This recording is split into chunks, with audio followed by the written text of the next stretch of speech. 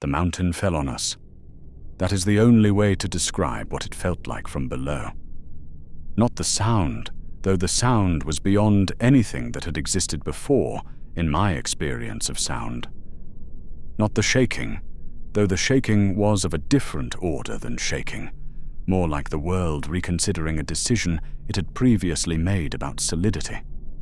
It was the feeling underneath both of those things, the specific sensation of an enormous weight that had been present above for as long as I could remember, suddenly no longer being present, the way you feel the absence of pressure you had stopped noticing, because it had been there so long.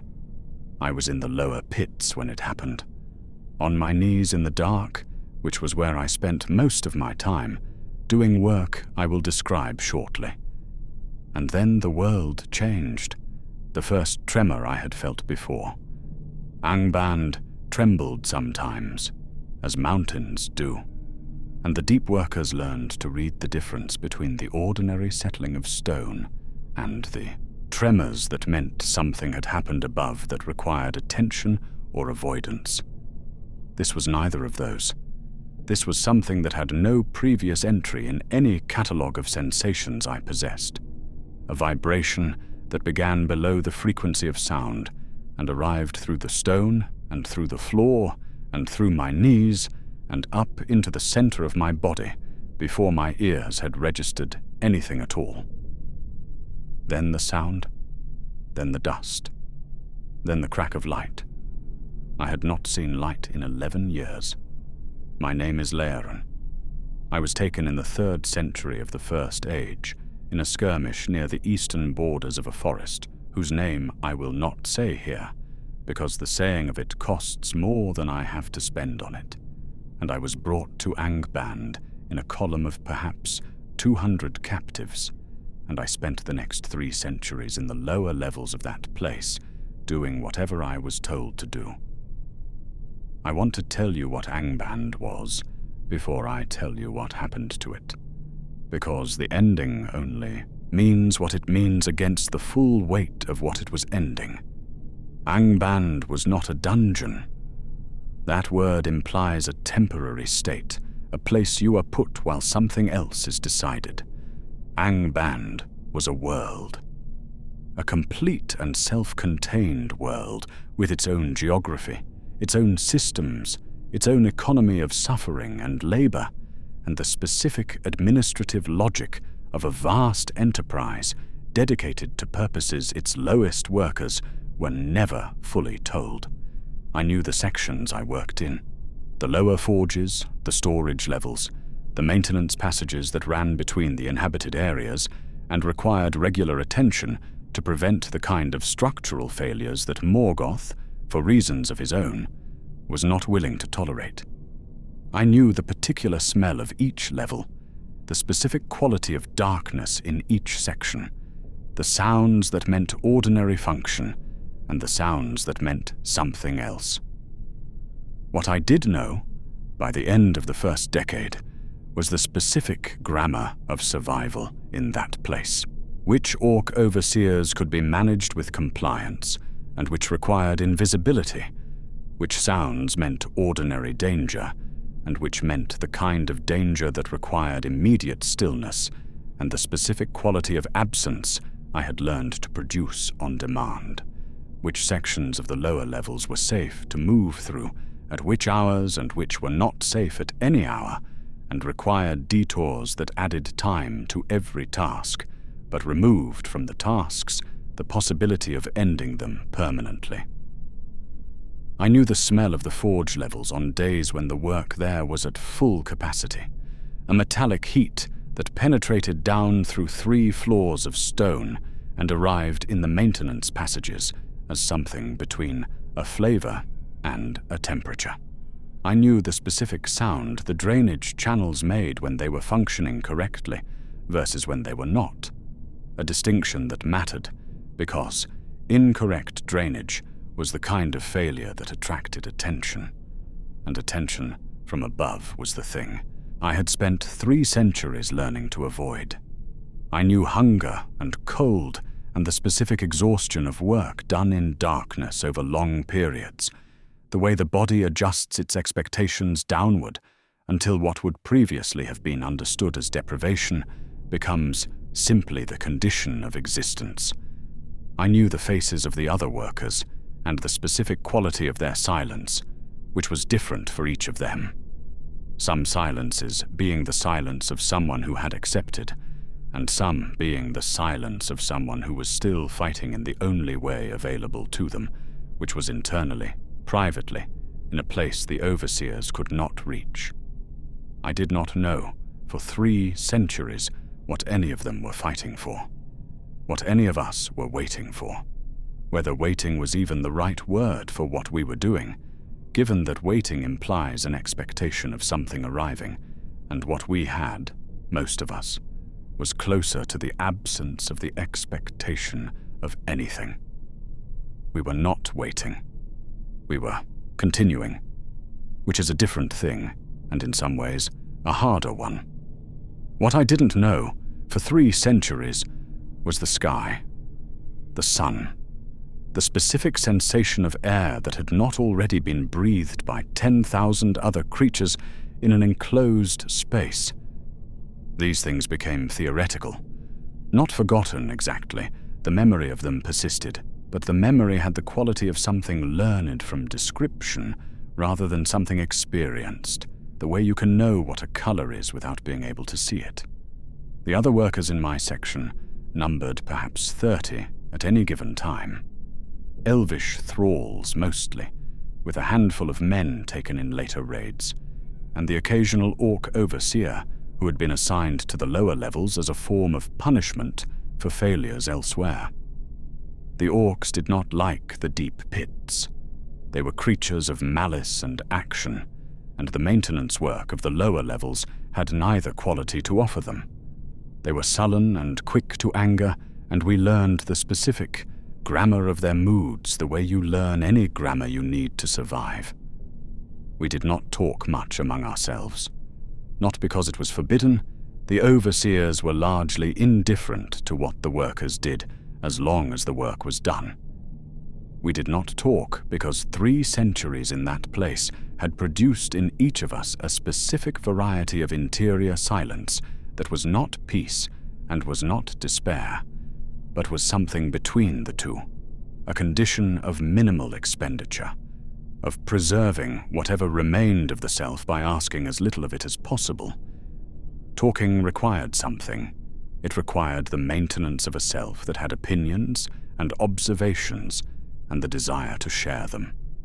Most of us had stopped maintaining that self because the cost of maintaining it had exceeded what the maintenance was worth.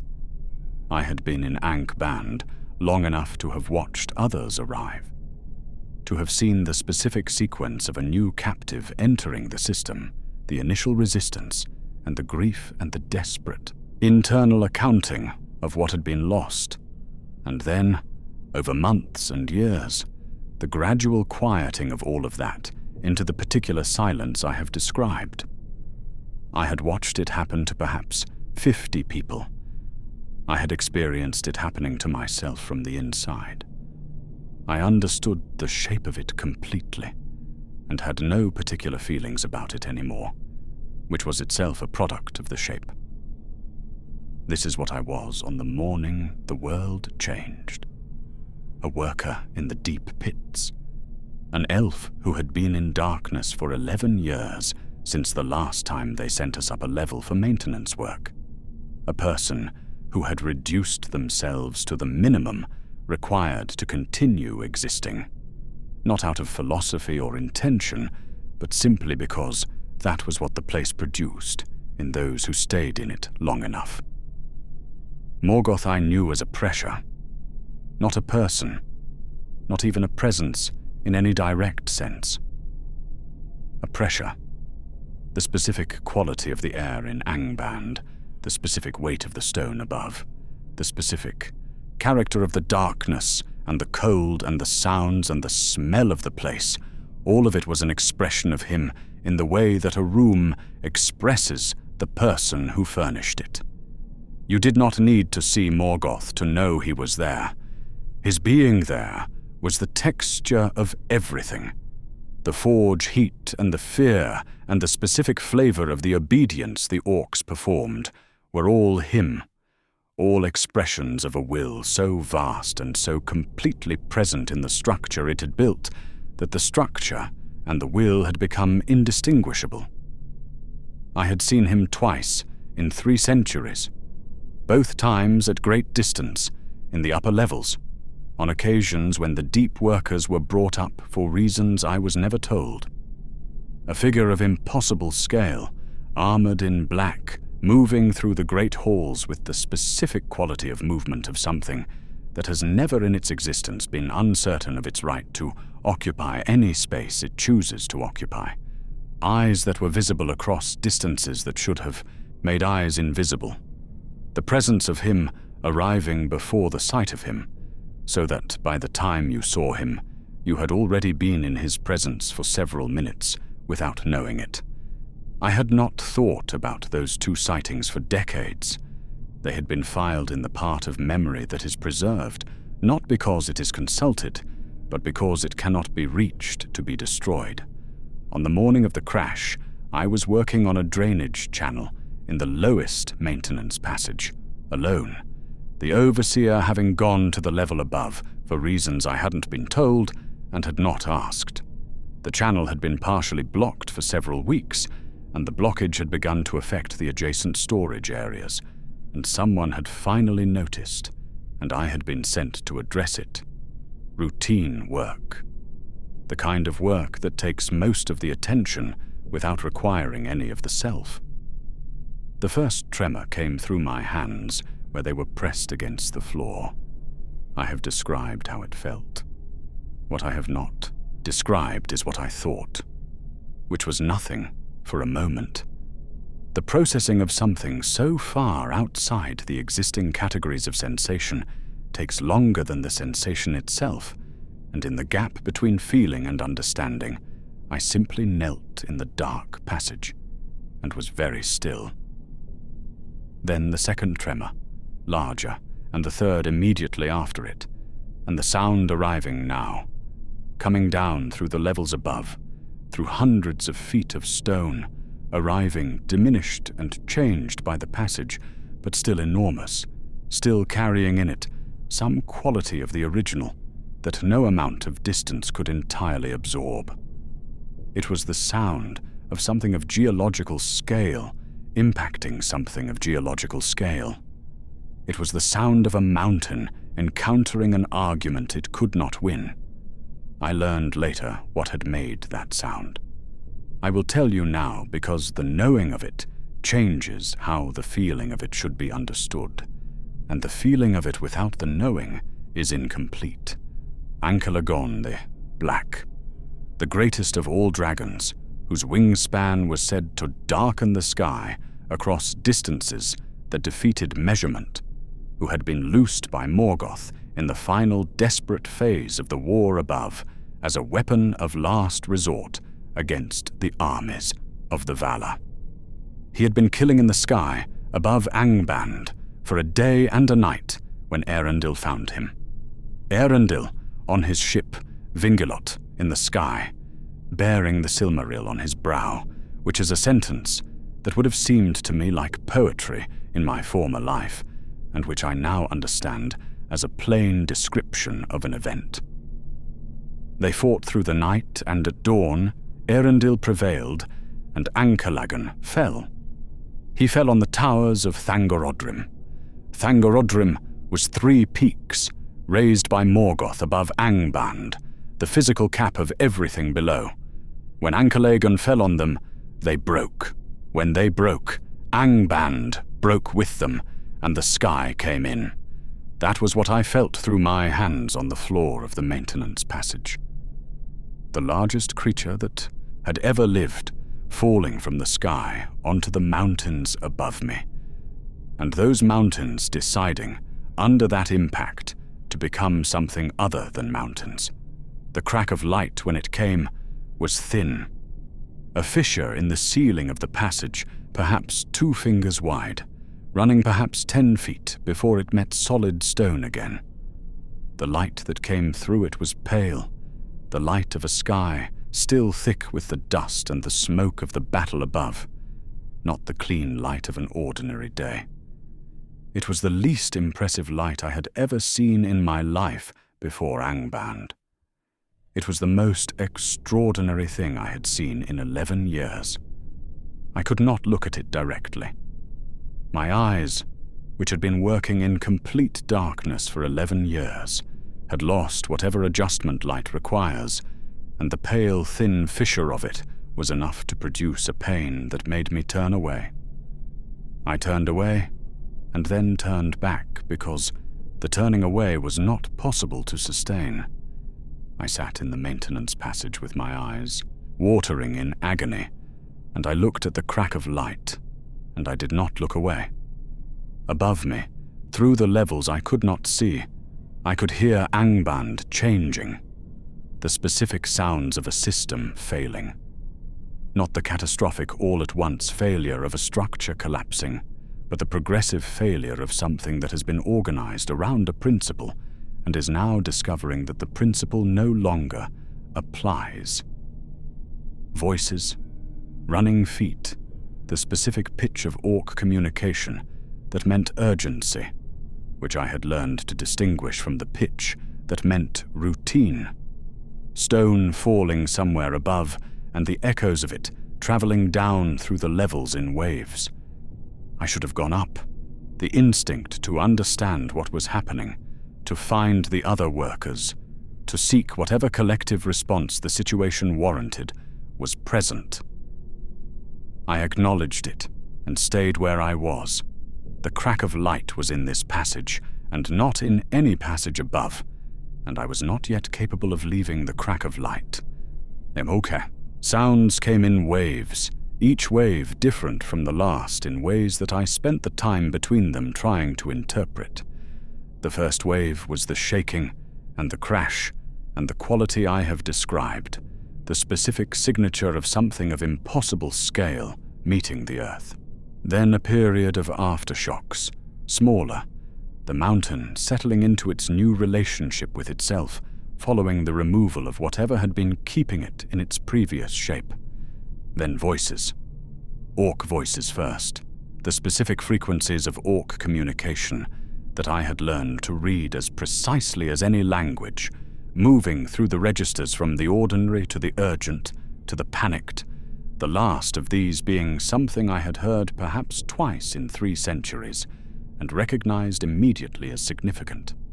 Orcs panicked for specific reasons, and none of those reasons were ordinary.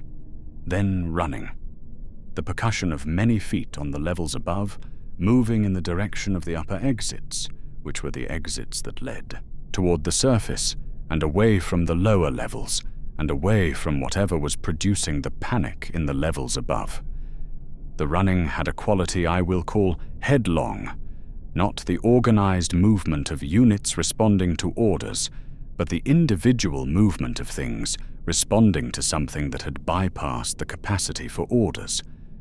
Then, for a period that I estimated at perhaps an hour, but may have been longer, a quality of noise that was harder to read.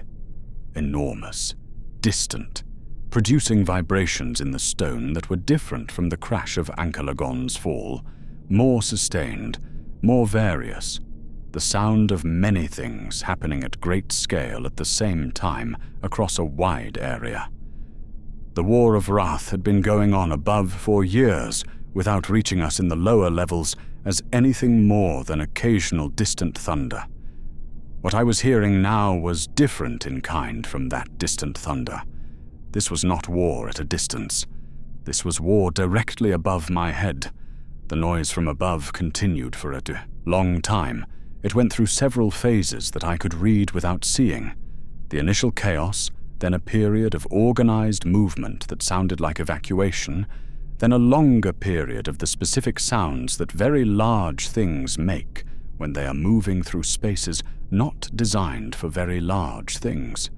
That last phase was the one that made me move back against the far wall of the passage and make myself as small and as still as I was capable of being. He came down through the levels like a weather system. That is the closest comparison available. Not like a person moving through a space, not even like a very large person. Like a change in the atmospheric conditions, a pressure front, a temperature drop, something that arrived in the quality of the air and the feeling of the stone before it arrived as anything visible or audible. I felt him on the level above before I heard him. I heard him on the level above before I saw the passage entrance darken. Morgoth came into the lowest pit. The scale of him in an enclosed space was different from the scale of him in the great halls. In the great halls there was room for him, and the room accommodated him, and the accommodation was a form of normalization. In the maintenance passage, moving through the junction into the lowest storage area adjacent to where I was pressed against the wall, there was no accommodation. He filled the space the way water fills a vessel, completely, without remainder, and the space was changed by his presence in it, in the way that spaces are changed by what is put into them. The thing about being a non-person for 3 centuries is that it becomes a skill. Not a skill you choose to develop or are proud of developing, simply something the situation requires, and that the self, which is more adaptable than anyone who has not tested it, fully tends to believe, produces in response to the requirement. The ability to be in a room without being in it in any sense that matters to whoever else is in the room. The ability to occupy space without claiming it. To breathe without the breathing announcing itself. To have eyes that receive without reflecting. I had this skill to a degree that 3 centuries of continuous practice produces, and I used it now with every part of the attention I had, pressed against the wall of the maintenance passage, with the junction between it and the storage area giving me a partial view of the space, and Morgoth in the far corner of that space, giving me something to look at that I could not have stopped looking at if the looking had been killing me. Which it may have been. I was not conducting a careful risk assessment in those minutes. I was looking. He moved once, in the first minutes. A specific movement, not large, not dramatic, the movement of something adjusting its relationship to the space it is in, settling into a position. The movement had in it a quality that I registered before I named, registering it as wrong before I understood what made it wrong. Then I understood. I had never seen Morgoth make a movement of accommodation before, had never seen him adjust to a space. Every previous impression of him had been of something that spaces adjusted to, that moved through the world with the absolute assurance of something that has never had to negotiate its relationship with its environment. This movement was the opposite of that. This was the movement of something making itself smaller. Morgoth, in the lowest pit of his own fortress, was making himself smaller. I looked at this for a long time. He did not see me. I understood this immediately and completely. Not because I had made myself invisible, or because I had done anything to avoid notice, but because I was not the kind of thing that registered as worth noticing. 3 centuries of being a non-person in Angband had produced in me an expertise in this specific quality of unnoticeability, the ability to be present without being present in any sense that mattered, to occupy space without claiming it, to exist in the margin of any situation rather than its center. He moved to the far end of the lowest storage area, and he stopped. I will tell you what I saw on his face, and I will do it carefully, because the accuracy matters, and the temptation is to describe it simply, and the simple description would not be accurate. It was not fear in the way that fear is usually understood.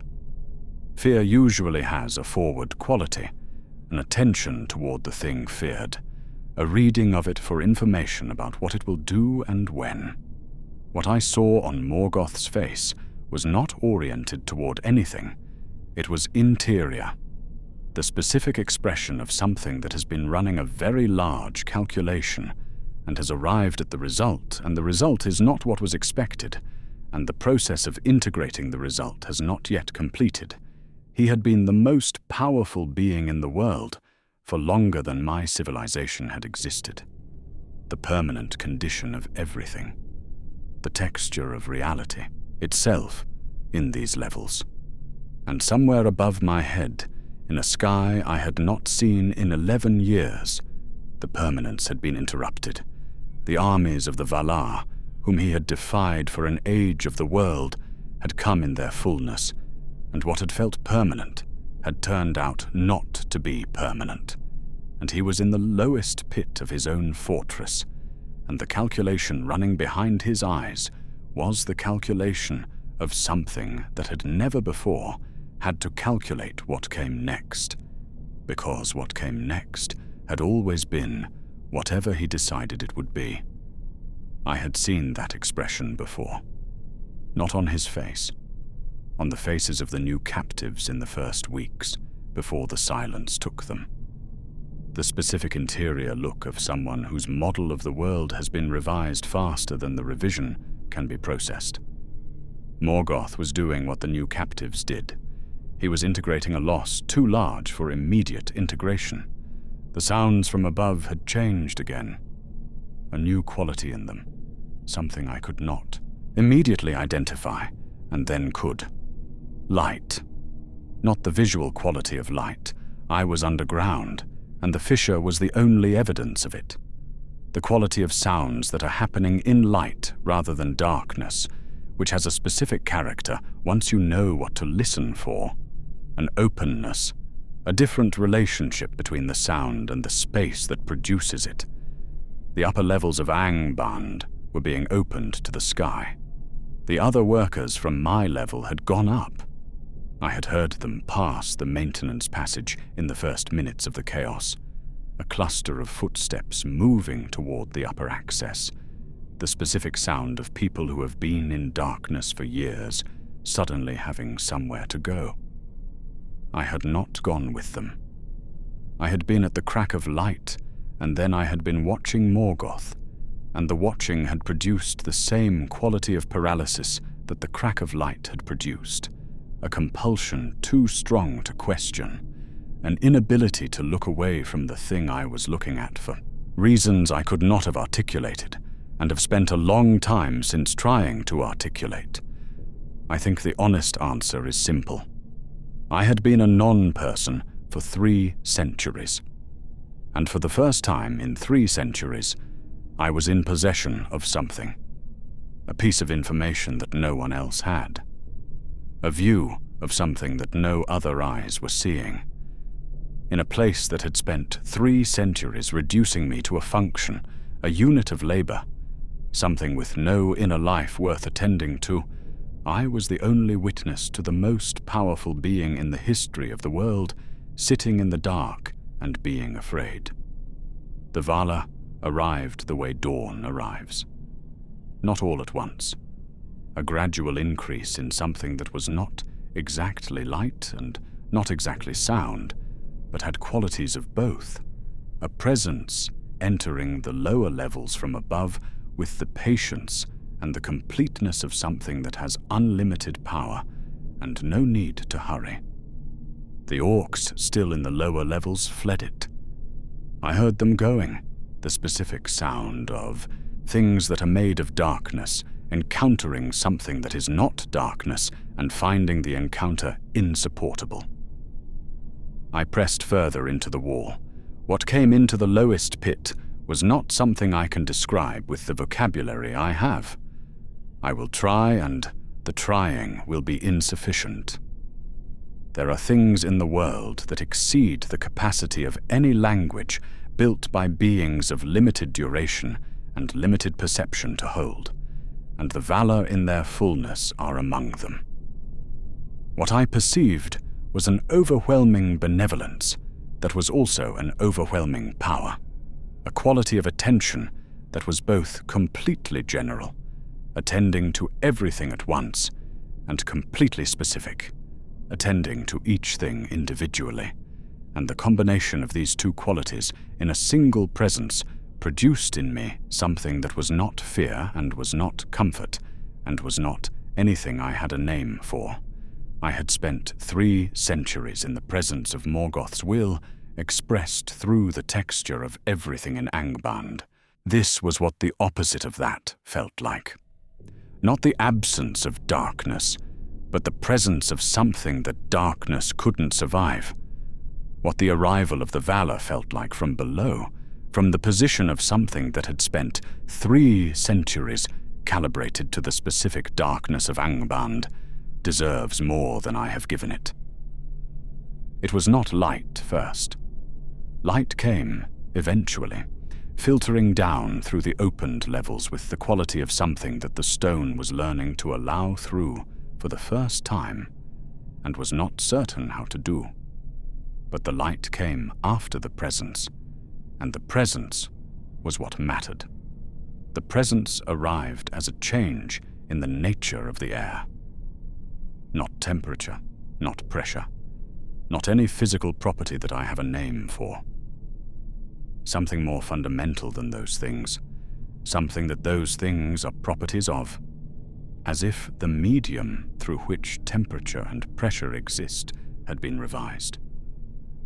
The air in Angband had always had a quality that I had stopped, noticing because it had been there so long, a specific characteristic that I would have been unable to describe until it was removed.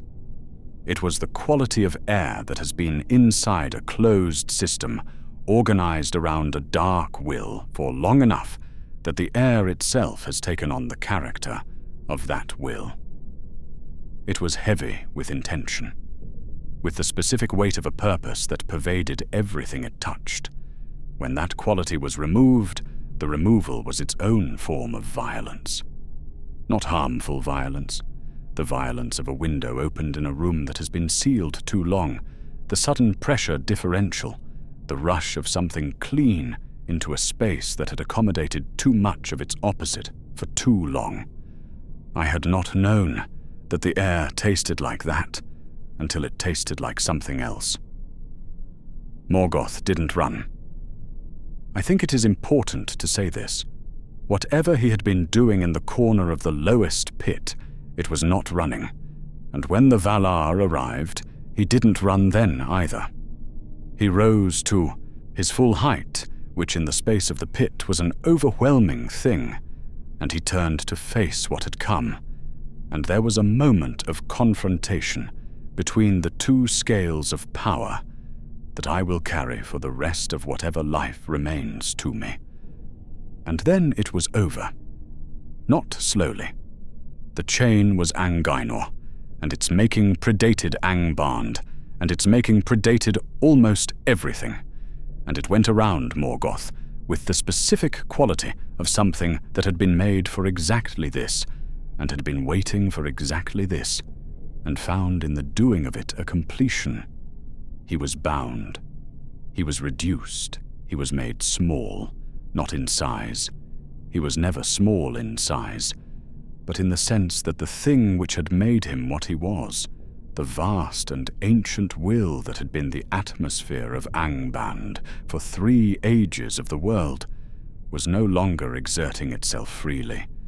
It was contained. It was held. The Valar took him up through the levels, and I heard them going, and I sat in the maintenance passage for a long time, afterward in the specific silence of a world that has just been reorganized around a different principle. Eventually I went up. The levels above were empty. Not destroyed, though there was destruction, the physical evidence of what had happened on the surface, having propagated, down in the form of collapsed passages and cracked walls and floors that were no longer level, empty in a more fundamental sense. The texture of the place had changed. Angband, without Morgoth's will inhabiting it, was just stone, just tunnels and chambers cut from rock. The malevolence that had been the quality of the air was absent, and the absence was its own kind of overwhelming. The way a sound you have been hearing for so long you stopped hearing it becomes deafening when it stops. I passed the levels I had worked in, the levels I had cleaned and maintained and moved through for 3 centuries, and they were unrecognizable not because they had changed, but because I was seeing them for the first time without the filter of what had made them what they were. They were just rooms. Large rooms, strange rooms, rooms that had been designed for purposes I had spent 3 centuries not thinking about too carefully. But rooms. Stone and air. Not the antechambers of a living darkness, but rooms. I came out of Angband into a world I did not recognize. Not because it had changed, though it had changed. The towers of Thangorodrim were rubble across the landscape for distances that defeated ordinary measurement. The ground was broken in ways that spoke of the battle that had happened here. The sky was still thick with the remnants of it. Not because of any of that. Because I had forgotten what outside was. 3 centuries is a long time to forget anything, but the outside is one of the things that goes earliest when you are inside long enough. The sheer scale of it, the distance between you and any ceiling, the specific quality of air that has not been breathed before. I stood at the entrance to what had been Angband, and I looked at what had been Thangorodrim, and I felt the sky above me at a distance that produced something close to vertigo, the sky being so much further away than any ceiling I had stood under in 3 centuries. And then the sun came over the eastern horizon and found my face. I had not been warned. There is no way to warn someone who has not seen the sun in 11 years for what the sun is. The pain was immediate and total. The eyes that had adapted to 11 years of darkness, having nothing available with which to receive light of that intensity. And I put my hands over my face, and I turned away, and I made a sound that I hadn't made since the earliest years of my captivity. A sound that came from somewhere that had been silent for a very long time. I turned back. The pain was the same.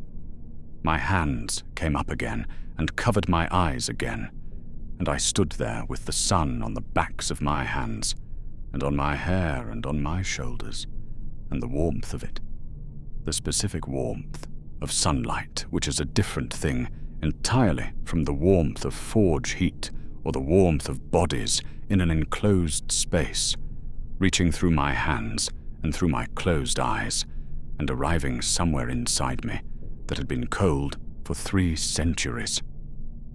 I did not move for a long time. Eventually my eyes adjusted enough to allow a crack of it, held between fingers, the sun coming through the gap in fragments that were each still more intense than anything I had looked at in years. The landscape around me coming in pieces, the devastation of the ground, the distant movement of forces I could not identify at this distance. The sky, immense and pale and crossed with the last of the battle smoke, the most beautiful ceiling I had ever stood under. It hurt. Every part of it hurt. The light and the cold and the scale of the open air pressing against senses that had been calibrated for 11 years to the specific, small dimensions of underground darkness. It hurt in a way that I found I could not distinguish from the opposite of hurt. The pain was proof of something real. The pain was evidence that there was a sun and it was on my face, and my face was outside, and outside was a thing that still existed, and that I was in it. I stood in the ruin of Angband's entrance, with my hands over my eyes, and my face turned toward the sun, and I savored every part of it. 3 centuries underground, 30 years of that in levels that never saw even a fissure of light. The entirety of an age of the world spent in the texture of Morgoth's will, in the specific atmosphere of a darkness that was not natural darkness, but something chosen and maintained by a power that had decided what the world should be like, and had imposed that decision on everything within his reach. And now this. Warmth on my face, pain in my eyes, the sky at an impossible distance above me. The world, broken and scarred, and still settling into whatever it would be next, present and real, and lit by a light that had nothing to do with forges, or with will, or with any of the things that had been the sources of illumination for as long as I could remember. I had been present for the ending of the age. Not as a participant, not as anyone significant, as a worker in the lowest maintenance passage who had pressed himself against the wall and had not looked away. I had seen the Dark Lord in his final hiding. I had felt the chain go around him. I had heard Angband empty of the thing that made it Angband. And now I was standing in the sun with my hands over my eyes, and I was not going back underground. Whatever came next for the world, and I did not know what came next, had no information about what the Valar intended, or what would be built on this broken ground, or what any of it would mean for the scattered survivors of an age of war. Whatever came next would happen in the light. I had been in the dark long enough. The sun hurt. I had not felt anything real in 11 years. I kept my face turned toward it. Anyway,